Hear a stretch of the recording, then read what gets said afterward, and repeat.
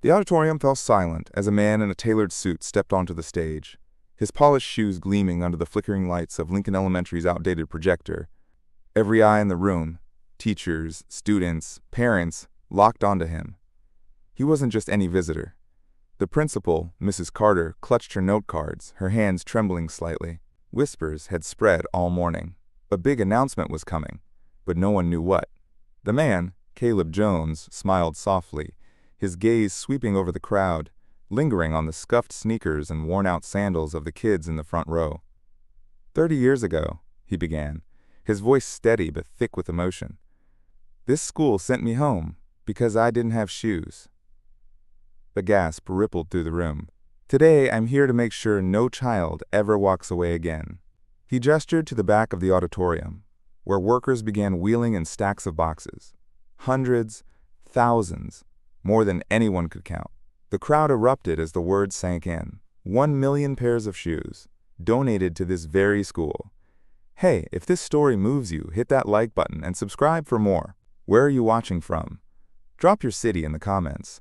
Let's see how far this story travels. Caleb's words hung in the air, heavy with meaning. The kids, some barely able to sit still, stared wide-eyed at the boxes. Parents exchanged glances, some wiping tears. Mrs. Carter stepped forward, her voice cracking. Mr. Jones, we don't know what to say. Caleb raised a hand, his smile unwavering. You don't have to say anything. This isn't about me. It's about them. He pointed to the students, their faces a mix of confusion and excitement. Every kid deserves to walk into school with their head high, not sent home for something they can't control. The auditorium roared with applause, but Caleb's mind was elsewhere. He could still feel the sting of that day 30 years ago, the cold pavement under his bare feet, the laughter of classmates echoing in his ears. He'd sworn he'd never forget, and he hadn't. The school, nestled in a struggling neighborhood in Detroit, hadn't changed much since Caleb was a boy. The paint still peeled from the walls, the gym floor still creaked, and the budget was still stretched thin. But today, something was different. The air buzzed with possibility. Caleb stepped off the stage, shaking hands with teachers who barely remembered him as the skinny kid with no shoes. A young girl, maybe 8, tugged at his sleeve. Are those really all for us? She asked, pointing to the boxes. Caleb knelt down, meeting her eyes. Every single pair. Pick the ones you love most. Her grin was brighter than the sun. As workers began distributing the shoes, bright sneakers, sturdy boots, even some sparkly ones for the kids who dreamed big, Caleb stood back, watching. This wasn't just about shoes. It was about dignity, about rewriting a story that had haunted him for decades. He remembered the principal back then, Mr. Hargrove, who'd sent him home with a note. Proper attire required. No one had asked why his family couldn't afford shoes. No one had offered help. But today, Caleb was changing that narrative. He'd built a footwear empire from nothing, and now he was giving back in a way no one could ignore. The local news crew, tipped off about the event, swarmed the auditorium. Cameras flashed, microphones thrust forward. Mr. Jones, why this school? Why now? A reporter asked. Caleb's answer was simple, because this is where it started. This is where I learned what it means to be overlooked and what it means to rise above it. The crowd cheered again, louder this time. Kids were already trying on their new shoes, some running laps around the auditorium, others hugging their parents. Mrs. Carter approached Caleb, tears streaming down her face. You didn't just give us shoes, you gave us hope. Caleb nodded, his throat tight. He hadn't expected to feel this much, but standing here, surrounded by joy, he knew he'd made the right choice. As the event wound down, Caleb slipped outside, leaning against the brick wall of the school. The Detroit skyline loomed in the distance, gray and unyielding. He thought of his mother, who'd worked 3 jobs to keep him fed, and the teacher who'd once slipped him a pair of secondhand sneakers when no one was looking. Those small acts of kindness had kept him going. Now, it was his turn to pay it forward. The shoes were just the start. He'd already set up an scholarship fund, a mentorship program, and plans to renovate the school's crumbling library. But today, the shoes were the symbol, 1 million pairs to say, you are seen, you are enough. The painful past Caleb was 9 when it happened, The memory was as sharp as a blade, cutting through the years. It was a chilly October morning in 1995, and Lincoln Elementary's hallways smelled of chalk dust and stale coffee. Caleb had walked to school in his older brother's hand-me-down sneakers, 2 sizes too big, the soles worn so thin they flapped against the pavement. He'd stuffed newspaper inside to make them fit, but by the time he reached the classroom, the paper was soggy and his feet were cold. His teacher, Mrs. Delaney, noticed immediately. "Caleb, where are your shoes?" she asked, her voice loud enough for the whole class to hear. The other kids snickered. Caleb's face burned. "These are my shoes," he mumbled, staring at the floor. By lunchtime, he was called to the principal's office. Mr. Hargrove sat behind a desk piled with papers, his glasses perched on his nose. "Son, we have a dress code," he said, not unkindly, but firmly. "You can't come to school like that. Go home and come back when you have proper shoes."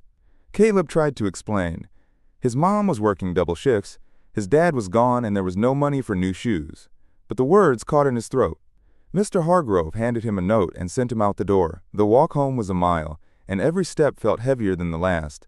Kids on the playground pointed and laughed.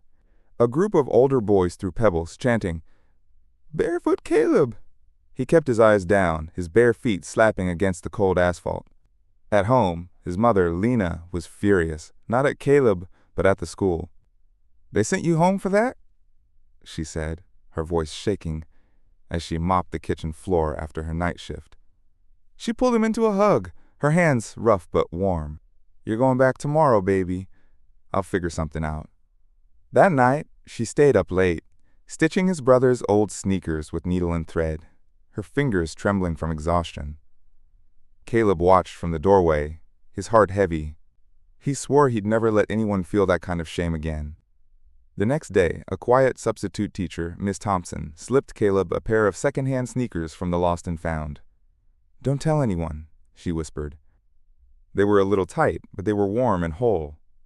Caleb wore them like armor, walking back into school with his head a little higher. That small act of kindness stayed with him, a flicker of light in a dark memory. It wasn't enough to erase the humiliation, but it planted a seed, one that would grow into something bigger than he could imagine. The fight to rise Caleb's childhood wasn't easy. After that day, he became the kid who worked harder than anyone else. He studied by candlelight when the electricity was cut off, helped his mom clean houses on weekends, and took odd jobs, mowing lawns, delivering newspapers, anything to ease the burden. The neighborhood was tough, with boarded-up houses and sirens at night, but Caleb had a fire in him. He wasn't just running from poverty, he was chasing a promise to himself. He'd make something of his life, not for revenge, but to prove he was more than the kid with no shoes. High school was a battle. Caleb was smart, but the school was underfunded, with outdated textbooks and teachers who barely showed up. He stayed late in the library, teaching himself algebra from borrowed books. A janitor, Mr. Ellis, noticed his dedication and started leaving snacks on the table where Caleb studied. "You're going somewhere, kid," Mr. Ellis said one night, tossing him an apple. Those words stuck. Caleb carried them like a talisman. At 16, he got a job at a local shoe store, sweeping floors and stacking boxes. The owner, Mr. Patel, saw something in Caleb, grit maybe, or hunger. He taught him the business, inventory, customer service, how to spot quality in a sole. Caleb absorbed it all. By 18, he was managing the store's weekend shifts, saving every penny for college. His mom cried when he got a partial scholarship to a state university. "You're breaking the cycle, Caleb," she said, her voice thick with pride. College wasn't glamorous. Caleb worked nights at a warehouse, studied during breaks, and slept in a cramped dorm. But he graduated with a degree in business, the first in his family. His first job was at a small footwear company, where he pitched an idea for affordable, durable shoes for low-income families.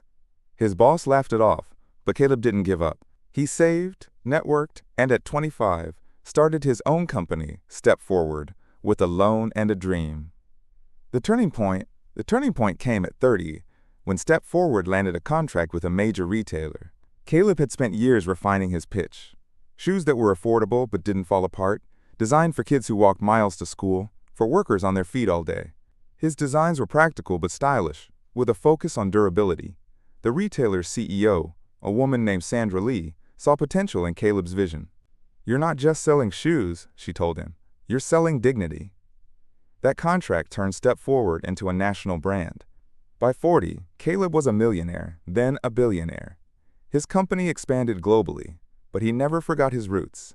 He set up a foundation to fund education in underserved communities, hired people from neighborhoods like his own, and made sure every employee had a voice. But one memory kept nagging him. Lincoln Elementary, the school that sent him home. He'd drive by sometimes, seeing the same cracked sidewalks, the same tired building. He knew he had to do something bigger than a check or a speech. He wanted to make a statement that echoed. The decision to give back at 45, Caleb sat in his office, staring at a photo of himself at 9, barefoot and defiant. His company was thriving, but he felt restless. The world saw him as a success story, but he still carried the weight of that day at Lincoln Elementary. He called his team together, a mix of designers, marketers, and logistics experts, and laid out his plan, a donation of 1 million pairs of shoes to the school that had once turned him away. His CFO, Maria, raised an eyebrow. "That's a huge cost, Caleb. Why not spread it across multiple schools?" Caleb shook his head. "It starts where it began. This is personal." The logistics were daunting. They'd need to manufacture, ship, and distribute 1 million pairs, tailored to kids of all ages and sizes. Caleb's team worked overtime, partnering with local nonprofits to ensure the shoes reached every student, not just at Lincoln, but across the district. Caleb also wanted the donation to be a moment, not just a delivery. He planned an event at the school, inviting the community, media, and every teacher who'd ever doubted him. He wasn't here to gloat. He was here to heal. The donation unveiled the day arrived, and Lincoln Elementary was packed. Kids sat cross-legged on the auditorium floor, parents lined the walls, and news vans parked outside. Caleb stepped onto the stage, his heart pounding. He told his story, not with anger, but with honesty. He spoke of the boy who walked home barefoot, the mother who never gave up, the strangers who showed him kindness. Then he dropped the bombshell. "Today, I'm donating 1 million pairs of shoes to this school and this community. No child will ever be sent home again." The room exploded.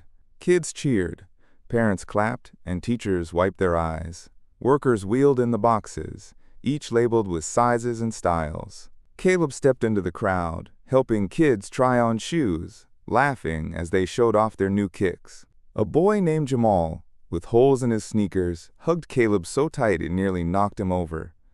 "Thank you, mister," Jamal whispered. Caleb's eyes stung. He saw himself in that boy, and for the first time, the pain of his past felt lighter. A legacy of kindness. Weeks later, Lincoln Elementary was transformed. The shoes weren't just footwear. They were a symbol of possibility. Kids walked taller, teachers smiled more, and the community rallied to support the school. Caleb's donation sparked a movement. Local businesses pitched in to fix the library. Parents volunteered for after-school programs, and the city approved a grant to repair the building. Caleb didn't stop there. His foundation launched a Shoes for All campaign, ensuring no child in the district went without. At night, Caleb would sit in his office, the same photo of his 9-year-old self on his desk. He'd done what he set out to do, not just for the kids, but for himself. The boy who'd been sent home was now the man who'd brought hope back. He thought of his mom, who'd passed away a year earlier, and knew she'd be proud. The story spread online, going viral with millions of views. Comments poured in.